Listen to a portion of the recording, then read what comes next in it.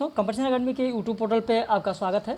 आइए शुरू करते हैं आज की यह सीरीज साहित्य की एक झलक, जो लगातार आप लोगों को मिल रही है बिल्कुल फ्री में। इसके लिए कोई चार्ज नहीं लिया जा रहा है। और इससे पहले साहित्य की एक झलक सीरीज 31 हुई थी, अल्टरनेट चल रही है। आज हम लोग बात करने जा रहे हैं साहित्य की एक झलक सीरीज 32। यदि आप हमारे चैनल पर नए हैं तो चैनल को सब्सक्राइब कर लीजिए, ताकि जब भी वीडियो पब्लिश किया जाए तो आप तक इसका नोटिफिकेशन पहुंचे, पहली चीज़। और दूसरी चीज़, जिस पीडीएफ से जिस प्रैक्टिस सेट को आप देखने जा रहे हैं, अगर इसका पीडीएफ आपको चाहिए तो आप हमारे इस दिए गए नंबर पर साहित्य की एक झलक लिख कर भेज दीजिए, व्हाट्सएप कर दीजिए, तो आपको ये पीडीएफ आपके व्हाट्सएप पर उपलब्ध करा दी जाएगी। और यूपीएचसीएससी असिस्टेंट प्रोफेसर के लिए हमारे यहाँ पेड बैच इस समय चल रहा है, यूजीसी नेट जीआरएफ के लिए चल रहा है, जिसमें आज हम लोग बात करेंगे। जो पीडीएफ दिया गया है, भक्ति काल का उद्भव। भक्ति काल का उद्भव आज का टॉपिक है। जो पेड मेंबर्स इस समय क्लास कर रहे हैं उसमें भक्ति काल का उद्भव आज होगा, उस पर लेक्चर मिलेगा और रात में उसी पर आधारित रात में 9 बजे लाइव कक्षा होगी। तो आप भी अगर पेड बैच ज्वाइन करना चाहते हैं तो एडमिशन प्रारंभ है, शुल्क में विशेष छूट के साथ एडमिशन प्रारंभ है। उसके लिए भी आप हमारे इस नंबर पर संपर्क कर सकते हैं।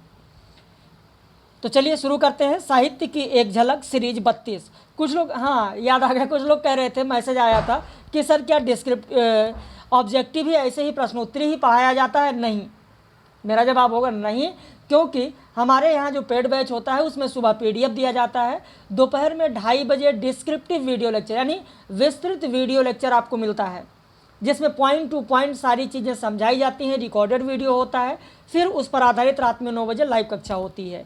ये तो प्रश्नोत्तरी इसलिए दिया जा रहा है ताकि बहुत सारे मेंबर्स हैं जिनका रिवीजन हो सके, जो हमारे चैनल पर व्यूअर्स हैं उनको भी कुछ इसका लाभ हो सके।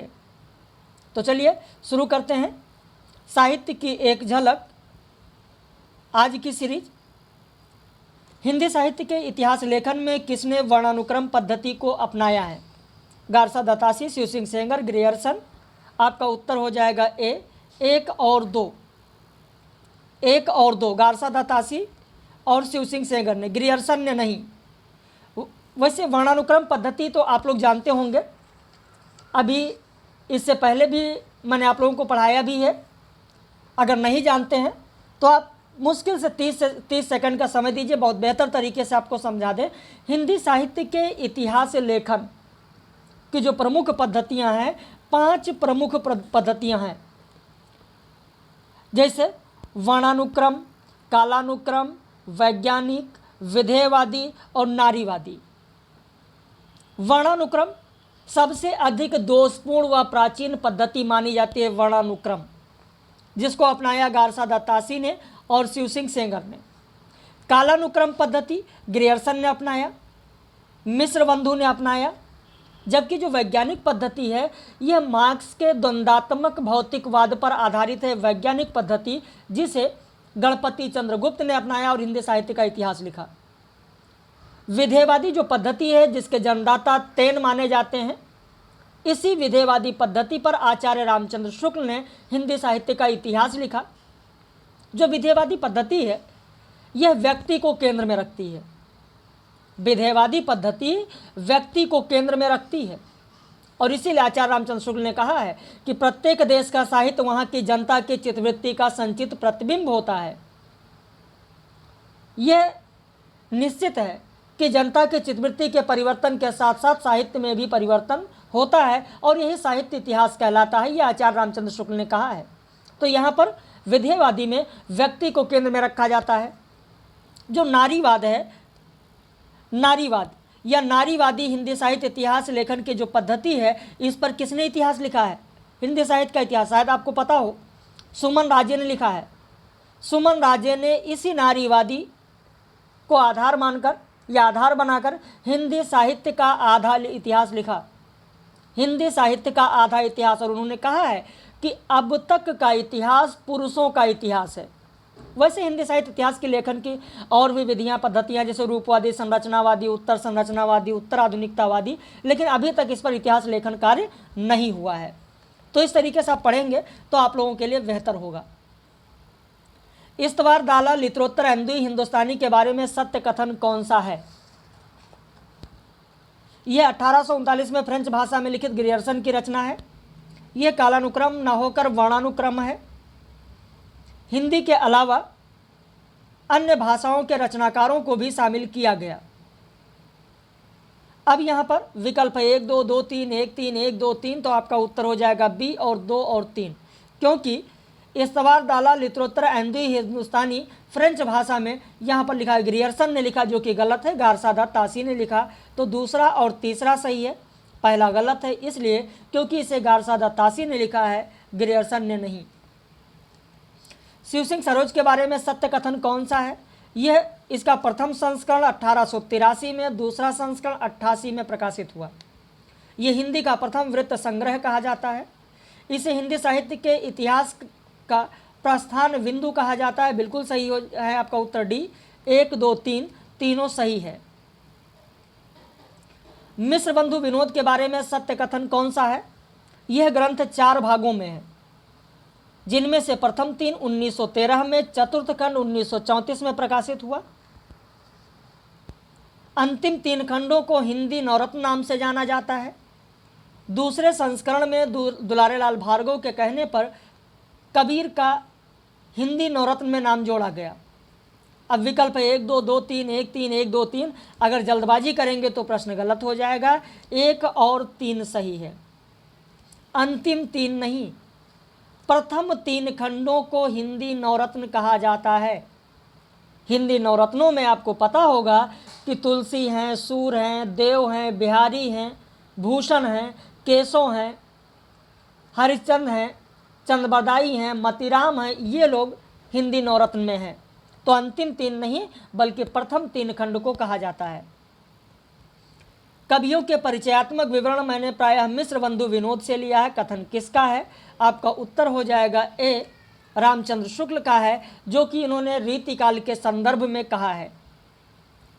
फ्रेंच विद्वान तेन के विधेयवादी पद्धति को किसने अपनाया? रामचंद्र शुक्ल, मिश्र बंधु, रामस्वरूप चतुर्वेदी। विकल्प 1 2 2 3 1 3 1 2 3, तो आपका उत्तर हो जाएगा सी, 1 और 3। विधेयवादी पद्धति को रामचंद्र शुक्ल ने अपनाया, अभी मैंने आपको बताया। और एक और हैं रामस्वरूप चतुर्वेदी, इन्होंने भी विधेयवादी पद्धति को अपनाया है। मिश्र बंधुओं ने कालानुक्रम पद्धति को अपनाया है, ये मैंने अभी आपको बताया। कवि का काम यदि दुनिया में ईश्वर के कामों को न्यायोचित ठहराना है, तो साहित्य के इतिहास का काम है कवि के कामों को साहित्य इतिहास की विकास प्रक्रिया में न्यायोचित दिखा सकना। कथन किसका है? आपका उत्तर हो जाएगा बी, रामस्वरूप चतुर्वेदी का कथन है। और जब आप डॉक्टर नगेंद्र की किताब पढ़ेंगे हिंदी साहित्य का इतिहास, तो वहाँ पर आपको यह कथन मिलेगा रामस्वरूप चतुर्वेदी का। ग्रंथों की प्रसिद्धि के आधार पर, क्योंकि प्रसिद्धि भी किसी काल की लोकवृत्ति की प्रतिध्वनि है, कथन किसका है? आपका उत्तर हो जाएगा ए, आचार्य रामचंद्र शुक्ल का यह कथन है। अगला प्रश्न देखें, निम्न में से सुमेलित जोड़ा कौन सा है? शिव सिंह सरोज कविवृत्त संग्रह, modern vernacular literature of northern Hindustan बड़ा कविवृत्त संग्रह, मिश्र बंधु विनोद प्रकांड कविवृत्त संग्रह, तजकिरा ईश्वरा ई हिंदी लघु कविवृत्त संग्रह। आपका उत्तर हो जाएगा ए, 1 2 3, 1 2 3, यहाँ पर आपका उत्तर हो जाएगा 1 2 3। तजकिरा ईश्वरा हिंदी जो मौलवी करीमुद्दीन का है, 1848 में प्रकाशित हुआ। 1004 कवि इसमें है। आप देखेंगे कि 62 हिंदी कवि हैं, शेष अन्य भाषा के कवि हैं। इसमें कालक्रम का ध्यान रखा गया है, नामकरण का नहीं। इसे तबकास्वरा भी कहा जाता है, तो इस चीज़ का आप लोग ध्यान रखें। अगला प्रश्न, निम्न में से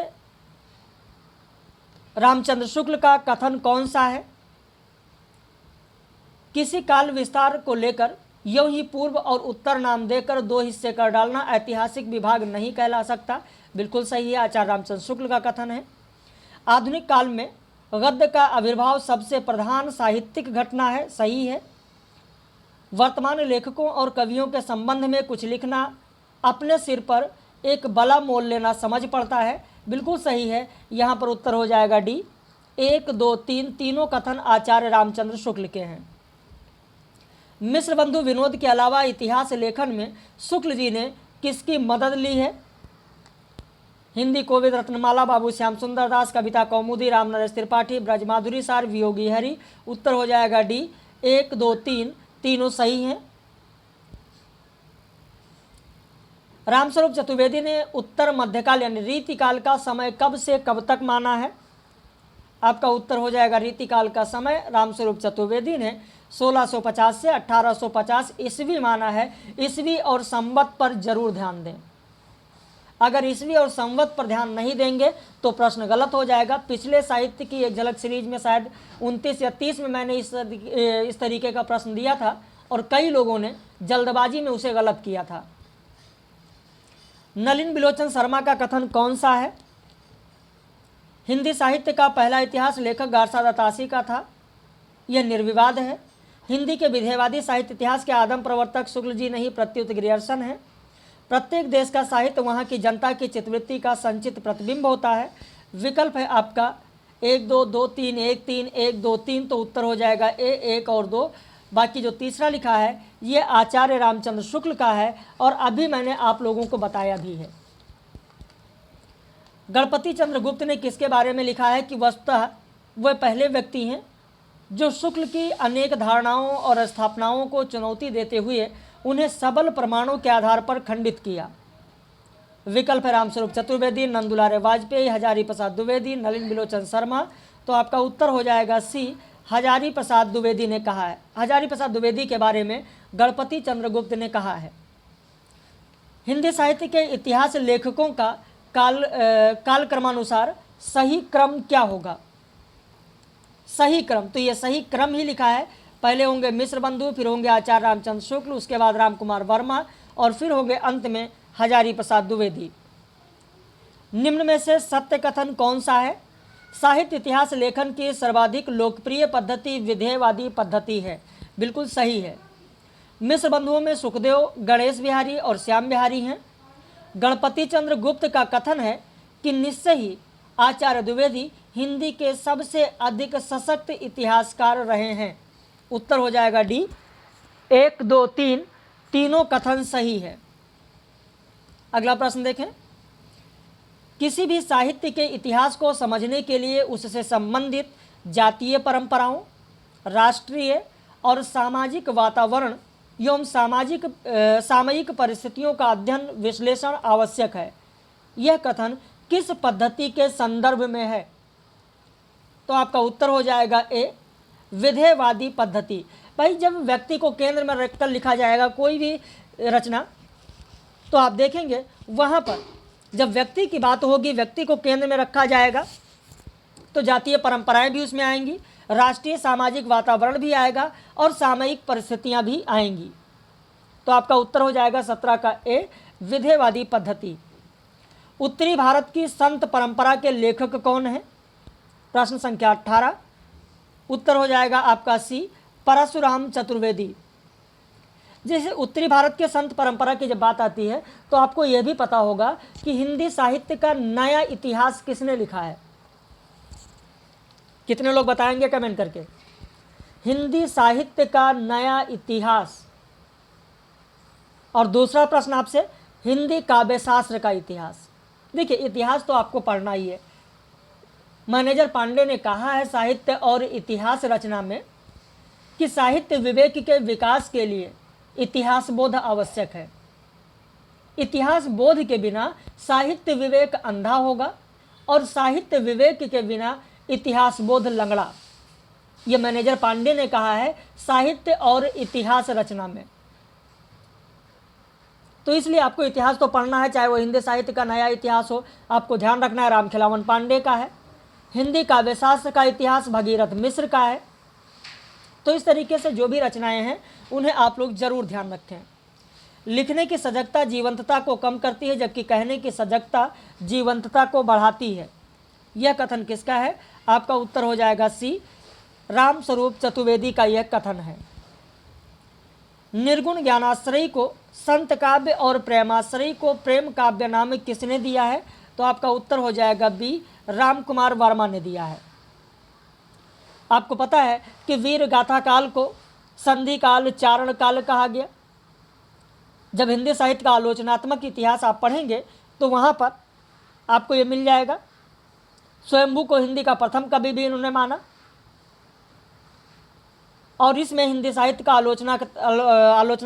आलोचनात्मक इतिहास में आप देखेंगे कि 750 से लेकर 1750 यानी 1000 वर्ष, 1000 वर्षों का इतिहास हिंदी साहित्य का आलोचनात्मक इतिहास में है, 750 से 1750 तक। और ध्यान रखें, इस समय हमारे यहाँ नया बैच यूपीएससी के लिए, यूजीसी नेट के लिए चल रहा है। यदि आप जुड़ना चाहते हैं तो आप हमारे इस नंबर पर व्हाट्सएप करके फीस और सारी जानकारी ले सकते हैं। जो भी नए मेंबर्स हैं वो ध्यान दें कि हमारे यहाँ शेड्यूल जो है, डेली का शेड्यूल, सुबह 10 बजे डेली आपको टेस्ट सीरीज मिलेगा, सुबह 10 बजे डेली आपको पीडीएफ नोट्स मिलेगा, दोपहर में 2:30 बजे आपको विस्तृत वीडियो लेक्चर मिलेगा जिसमें एक एक पॉइंट समझाई जाती है, रिकॉर्डेड वीडियो होता है, और फिर रात में 9 बजे लाइव क्लास मिलती है। तो ये सारी चीज़ें आपको डेली मिलती हैं, डेली का शेड्यूल है हमारे यहाँ का। आज भक्ति काल का उद्भव हमारे यहाँ हो रहा है पेड बैच में, तो आप भी जुड़ना चाहते हैं तो हमारे नंबर पर फ़ोन करके, व्हाट्सएप करके फीस और सारी जानकारी ले सकते हैं। निम्न में से किसने कहा कि आदि काल नाम भ्रामक है? इसमें बाबा आदम के ज़माने का बोध होता है तथा आदिकाल को अपभ्रंश काल जातीय साहित्य नाम दिया। आपका उत्तर हो जाएगा सी, गणपति चंद्र गुप्त का यह कथन है। और इन्होंने यह भी कहा है कि भक्ति काल को मध्यकाल नहीं कहना चाहिए क्योंकि यह जकड़ी हुई मनोवृत्ति का परिचायक है। यह भी बहुत ही महत्वपूर्ण कथन है गणपति चंद्र गुप्त का कि भक्ति काल को मध्यकाल नहीं कहना चाहिए क्योंकि यह जकड़ी हुई मनोवृत्ति का परिचायक है। नागरिक प्रचारणी सभा द्वारा संपादित हिंदी साहित्य का वृहद इतिहास जो कि कुल 16 खंड में है, इसका 6वां खंड कौन सा है? तो आपका उत्तर हो जाएगा सी, 6वां खंड है रीतिकाल। कुल 16 खंड, ये भी पूछा जाता है कुल कितने खंड हैं, ध्यान रखना। निम्न में से सत्य कथन कौन सा है? आदिकाल को रामचंद्र शुक्ल ने अनिर्दिष्ट लोक प्रवृत्ति का युग कहा।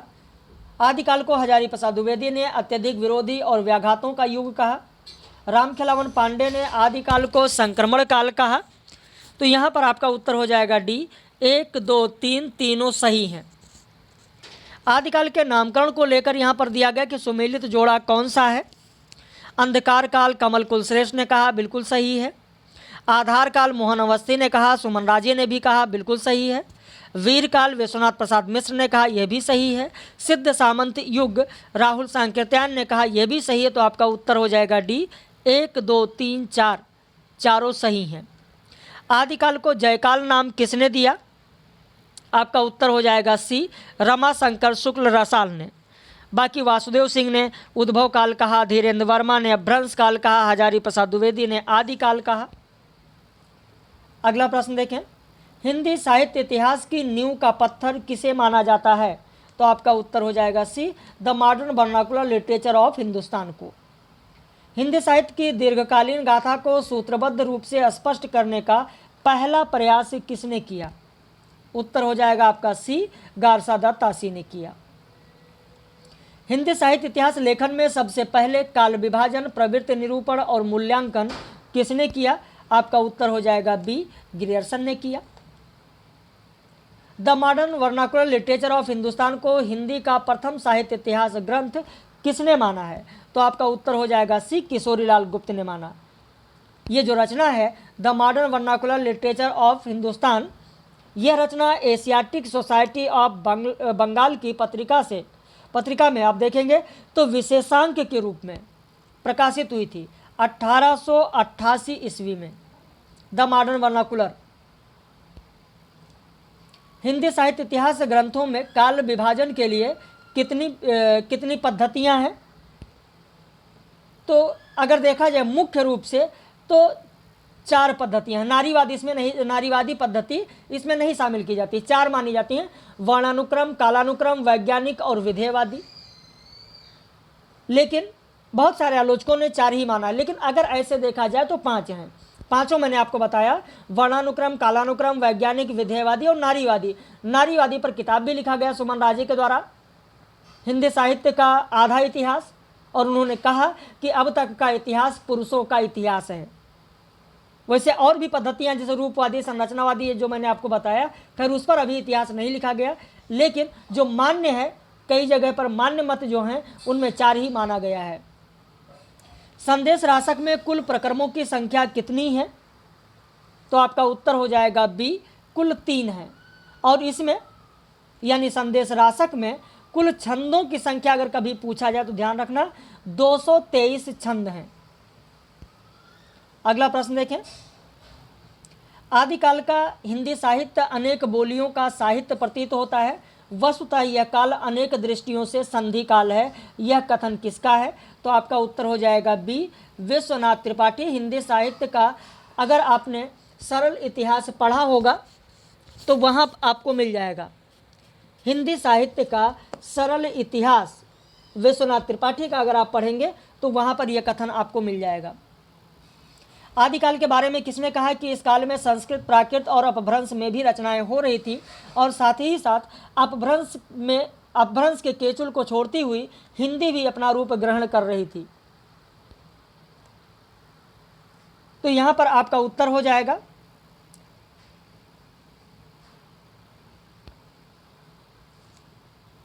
अच्छा 32 हो गया है, तो यहां पर भी आपका उत्तर हो जाएगा सी, विश्वनाथ त्रिपाठी। मुझे लगा प्रश्न संख्या 32 आपका छूट रहा है, तो यहाँ पर आपका उत्तर हो जाएगा सी, विश्वनाथ त्रिपाठी। यह भी हिंदी साहित्य के सरल इतिहास में आपको मिलेगा, क्योंकि कुछ लोग पूछते हैं सर इसका स्रोत बता दीजिए।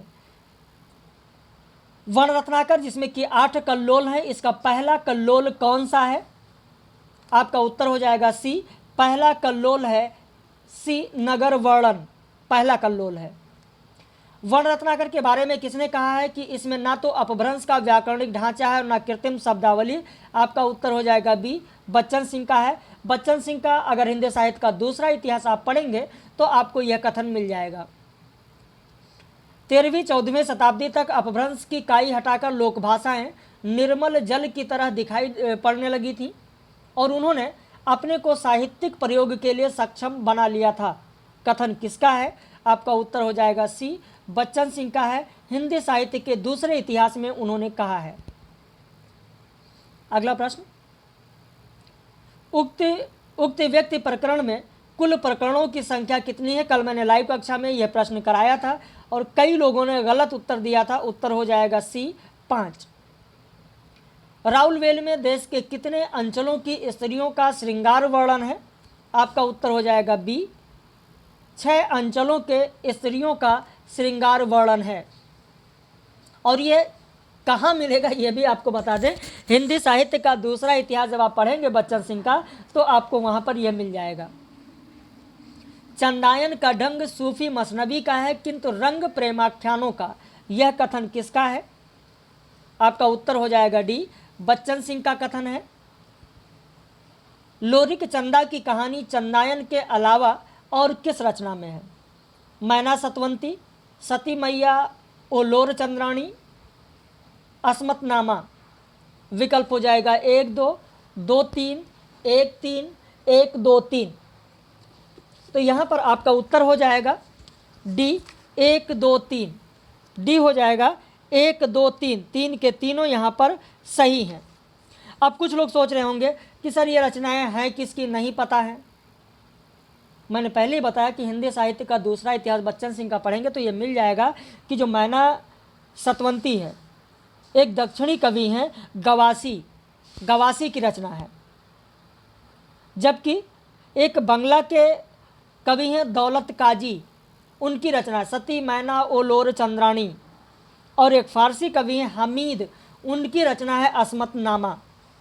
अगर वहीं पढ़ेंगे तो वहीं पर जहाँ पर आपको मैना सतवंती, सती मैना वो लोर चंद्राणी, अस्मतनामा मिलेगा, उसी में दूसरा पंक्ति आप देखेंगे तो हिंदी साहित्य दूसरा इतिहास में बच्चन सिंह का, तो वहीं पर उन्होंने लिखा है कि हजारी प्रसाद द्विवेदी के पुनर्नवा की नींव भी इसी पर रखी गई है।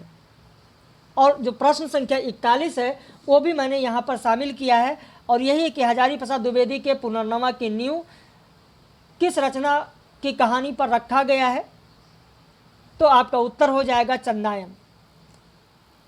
मैंने स्रोत भी आपको बता ही दिया है। मैथिली की मिठास लोकधुनों का समावेशन तन्मयीभूत करने की अपनी क्षमता के कारण पदावली आज भी लोकप्रिय है और कल भी रहेगी। यह कथन किसका है, तो आपका उत्तर हो जाएगा डी, बच्चन सिंह का है। आगे बढ़ने से पहले बता दें कि अगर आप नए हैं हमारे चैनल पर, साहित्य की एक झलक यानी यह पीडीएफ या टेस्ट सीरीज आपको चाहिए तो आप हमारे इस नंबर पर साहित्य की एक झलक लिखकर भेज दीजिए। कोई चार्ज नहीं लगेगा, फ्री में आपको यह सीरीज मिलती रहेगी अल्टरनेट, जो कि इस समय चल रही है। और यदि आप पेड बैच ज्वाइन करना चाहते हैं, पूरा विस्तृत पढ़ना चाहते हैं, तो भी आप हमारे यहाँ जुड़ सकते हैं। फीस और सारी जानकारी भी इसी नंबर पर ले सकते हैं। नागर अभिरुचि के बावजूद विद्यापति की रचनाओं में एक खुलापन है, साहस है, सौंदर्योपभोग की ललक है, रूप दर्शन की अतृप्त प्यास है। यह कथन किसका है? रामचंद्र शुक्ल, विश्वनाथ त्रिपाठी, बच्चन सिंह, निराला। तो आपका उत्तर हो जाएगा सी, बच्चन सिंह।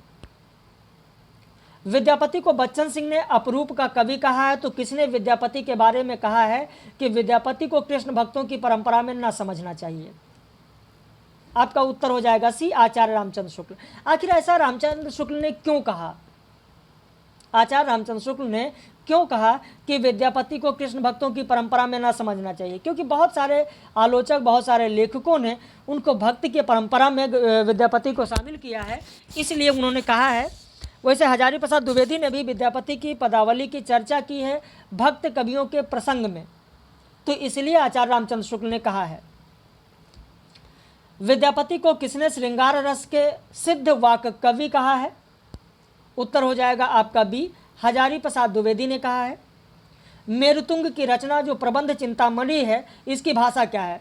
भाई बहुत सारे लोग जो टीजीटी पीजीटी की तैयारी कर रहे हैं, मुझे लगता है वो सीधे ऐसे पढ़ लेते हैं कि प्रबंध चिंतामणि किसकी रचना है, क्योंकि ऐसा ही परीक्षाओं में पूछा जाता रहा है। लेकिन अब वो समय गया, जैसा कि आप 2-4 साल 5 साल पहले आप देखते थे कि सीधे सीधे प्रश्न पूछे जाते थे। अब वैसा प्रश्न नहीं पूछा जाता है। अपने मन को भ्रम में ना रखिए, विगत वर्ष के पेपर को उठाकर देख लीजिए, बहुत ही विस्तृत पूछा जाता है, बहुत ही आप देखेंगे तथ्यात्मक प्रश्न पूछे जाते हैं। तो आप विस्तृत पढ़िए और ध्यान दीजिए और अच्छे से उसका अध्ययन करिए। मेरुतुंग की रचना जो प्रबंध चिंतामणि है, उसकी भाषा है संस्कृत। स्वयंभू, जिन्हें अपभ्रंश का वाल्मीकि कहा जाता है, इनके बारे में किसने कहा है कि स्वयंभू असाधारण कवि हैं? उनकी काव्य दृष्टि समुद्र की तरह गहरी और आकाश में प्रसरित मेघजाल की तरह व्यापक है। आपका उत्तर हो जाएगा डी, बच्चन सिंह ने कहा है। मिश्र बंधुओं के अनुसार गोरखनाथ के संस्कृत ग्रंथों की संख्या कितनी है? आपका उत्तर हो जाएगा ए, 9। अब आप कहेंगे सर कहाँ लिखा है? तो हिंदी साहित्य का दूसरा इतिहास पढ़ लीजिए बच्चन सिंह का। बाकी जो हमारे पेड मेंबर्स हैं उनको तो एक एक पॉइंट समझाया जाता है, एक एक पॉइंट पढ़ाया जाता है, विस्तृत सारी चीज़ें चलती हैं। गोरखनाथ के बारे में हजारी प्रसाद द्विवेदी का कथन कौन सा है? शंकराचार्य के बाद इतना प्रभावशाली और इतना महिमान्वित भारतवर्ष में दूसरा नहीं हुआ। गोरखनाथ अपने युग के सबसे बड़े नेता थे। हजारी प्रसाद द्विवेदी ने गोरखनाथ को हिंदी का प्रथम गद्य लेखक माना है। विकल्प 1, 2, 2, 3, 1, 3, 1, 2, 3। उत्तर हो जाएगा आपका ए, 1 और 2। हजारी प्रसाद द्विवेदी ने नहीं, बल्कि मिश्र बंधुओं ने गोरखनाथ को हिंदी का प्रथम गद्य लेखक माना है।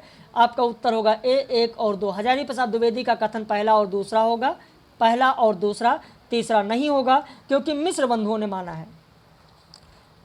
आप लोगों की तैयारी कैसी चल रही है? यह वीडियो आपके लिए कैसा है, कितना महत्वपूर्ण है, कितनी इससे आपकी तैयारी हो जा रही, ज़रूर बताएं। और व्हाट्सएप पर जिन लोगों को साहित्य की एक झलक की PDF उपलब्ध कराई गई है, वो लोग अपना उत्तर लिखकर सबमिट कर रहे हैं, भेज रहे हैं, लेकिन वीडियो जब आपको मिल जाए तो मिलान करके अपना उत्तर ज़रूर बताएं कि इस साहित्य की एक झलक सीरीज में आपके कितने प्रश्न सही हुए। जब आप लोग बताते हैं तो उसे ये पता चलता है कि किस तरीके का आप तक मैटर पहुंचाया जाए। अगला प्रश्न देखें, सिद्ध योगियों की रचना। सिद्ध योगियों की रचनाएं साहित्य कोट में नहीं आती और योगधारा काव्य या साहित्य की कोई धारा नहीं मानी जा सकती। कथन किसका है? तो आपका उत्तर हो जाएगा ए, आचार्य रामचंद्र शुक्ल का है। तो इस तरीके से आज के ये 50 प्रश्न थे, आज की ये सीरीज थी। और जैसा कि आप जानते हैं हमारा स्लोगन है शून्य से शिखर तक। कंपटीशन एकेडमी आपको ठीक शून्य से शिखर तक ले जाने का काम करती है। हम ये मानकर चलते हैं कि आपको साहित्य कुछ भी नहीं आता है, एकदम बेसिक से, जीरो से, शून्य से लेकर आपको चलते हैं, एक एक तथ्य आपको बताते चलते हैं। और ये मेरी गारंटी होती है कि आपको प्रश्न यहीं से मिलेगा, अलग से पढ़ने की ज़रूरत नहीं है। और उसका कारण यह है क्योंकि पाठ्यक्रम की कोई भी चीज़ें यहाँ पर छोड़ी नहीं जाती हैं और एक एक टॉपिक को कई स्रोतों से, कई ऑथेंटिक किताबों से कराया जाता है, किसी गाइड से नहीं। जैसा कि आप साहित्य की एक झलक में आप खुद देख रहे हैं कि यह आपको एक झलक मिल रही है। आप खुद सोचिए कि जब आपको एक झलक ऐसी मिल रही है तो विस्तृत आप पढ़ेंगे तो आपको कितना ज्ञान होगा और किस तरीके से आप आगे बढ़ेंगे। तो यदि आप जुड़ना चाहते हैं तो बिल्कुल आप जुड़ सकते हैं, हमारे इस नंबर पर आप संपर्क कर सकते हैं। एडमिशन प्रारंभ है। तो बाकी हम लोग फिर मिलेंगे साहित्य की एक झलक सीरीज 33 में। कल नहीं मिलेंगे, परसों, क्योंकि अल्टरनेट होती है। परसों फिर हम लोग मिलेंगे। आप लोगों ने समय दिया, वीडियो को अंत तक देखा, इसके लिए बहुत बहुत धन्यवाद। और इसी तरीके से आप लोग लगे रहिए, मेहनत करिए, अपने लक्ष्य के प्रति समर्पित रहिए, पूरी ईमानदारी, मेहनत, निष्ठा, लगन के साथ लगे रहिए, सफलता अवश्य मिलेगी।